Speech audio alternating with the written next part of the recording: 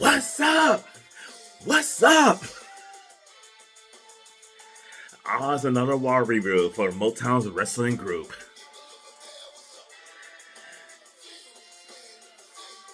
What's up? What's up? What's up? What's up?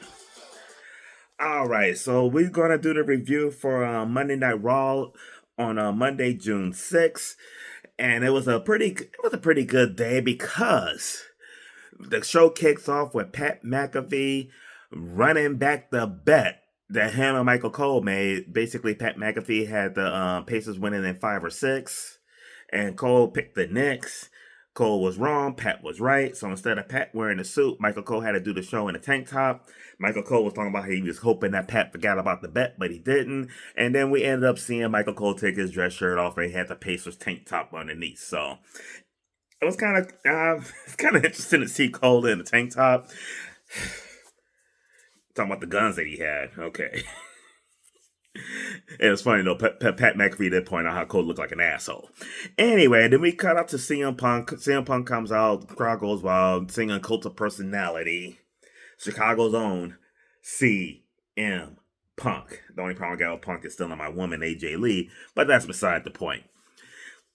And then just made some innuendos towards the NBA finals and everything, talking about how he hears thunder in the air and we on pace for this and all that stuff though. But then Sami Zayn comes out, and it was kind of cool because Sami Zayn came out after Punk was talking about Money in the Bank as well, and how Punk mentioned that he was a 2-time Money in the Bank winner, as well as successfully cashing in twice and looking to repeat it and do it for a 3rd time. Then Sammy comes out.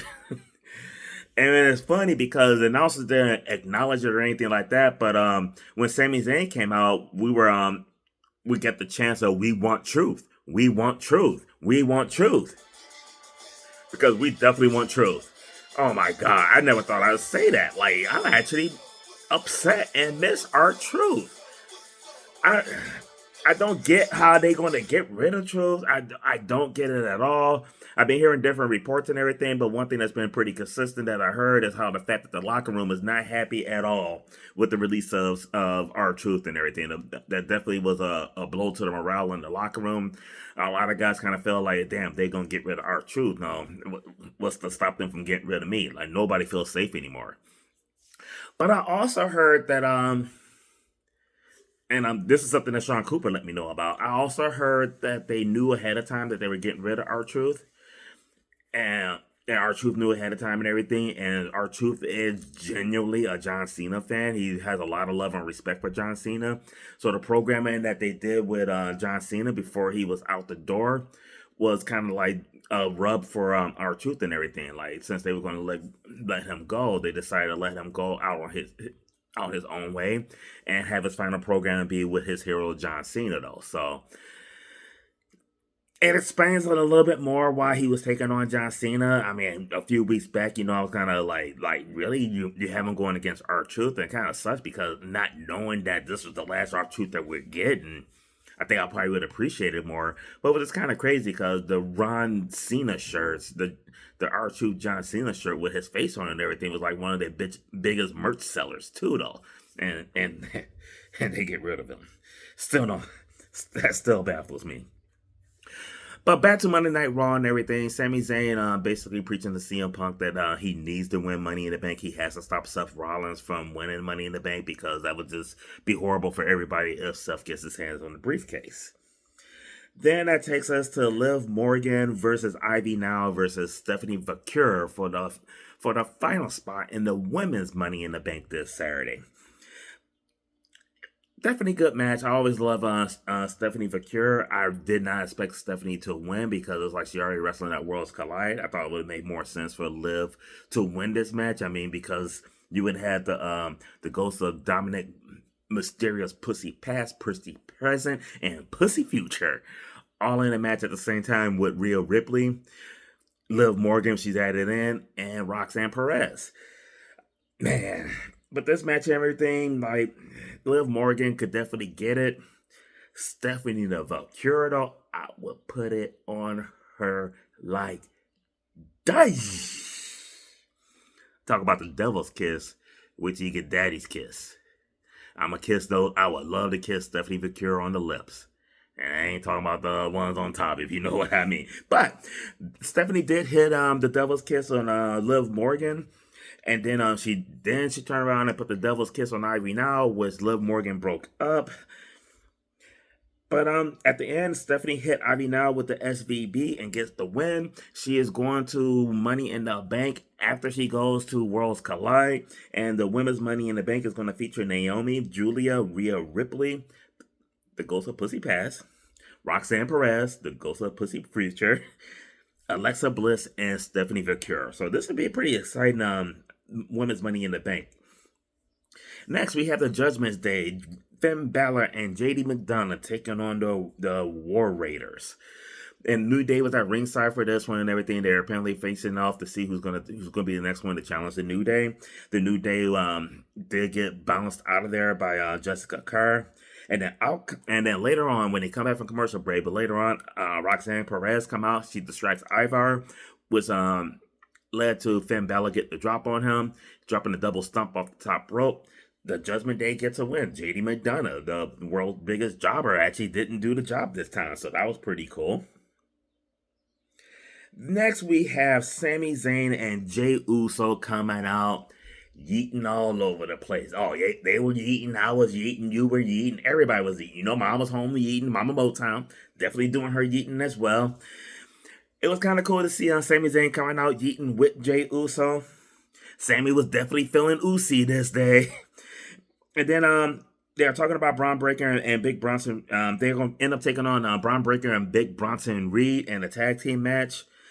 This match ended in a DQ when Seth freaking Rollins came out.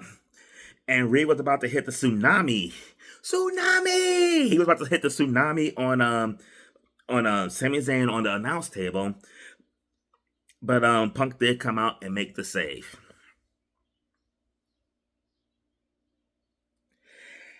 Next, we have Raquel Rodriguez. Tiny tits herself. Jesus Christ, her back's bigger than her front for some reason. Taking on Kairi Sane. And with Liv Morgan at ringside. And during this match, it was kind of nice because we get the "What's up" chants again. Well, not again, but more R-Truth chants as they were chanting "What's up." Again, they didn't acknowledge it at all, but we had the R-Truth "What's up" chants during this match, and that was about the highlight of the match itself. Because we're talking about fucking tiny tits. She needs to stay outside the ring. Liv was trying to help out Raquel Rodriguez during the match, but then Io Sky came out to get the save. Kairi Sane gets the drop on Raquel Rodriguez. Tiny tits herself. Hit her with the insane elbow because her insane elbow is bigger than Raquel Rodriguez's boobs. And Kairi Sane beats Raquel Rodriguez, leaving Liv in the ring busted open. Raquel Rodriguez looking confused. And at the end of the day, Roxanne Perez, the prodigy, should have been out there to help her get the win. Now we move on to the main event. A triple threat for the final spot in the men's Money in the Bank. We had the phenomenal AJ Styles taking on El Grande Americano, taking on CM Punk. And I don't care what anybody says. Pat McAfee said El Grande Americano is not Chad Gable, then God damn it, he is not. Pat would not lie to us. Ain't that right, Mama Motown? Reed and Bronco, and during the match, Grande Americano actually was looking pretty decent in this match. I was hoping that CM Punk won. And honestly, part of me was kind of hoping that AJ Styles won. I'd like to see AJ in the ladder match itself.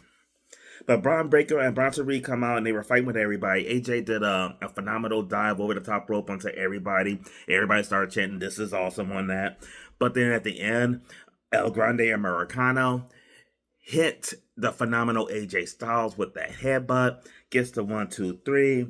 And now we're going to get El Grande Americano and the men's Money in the Bank on Saturday.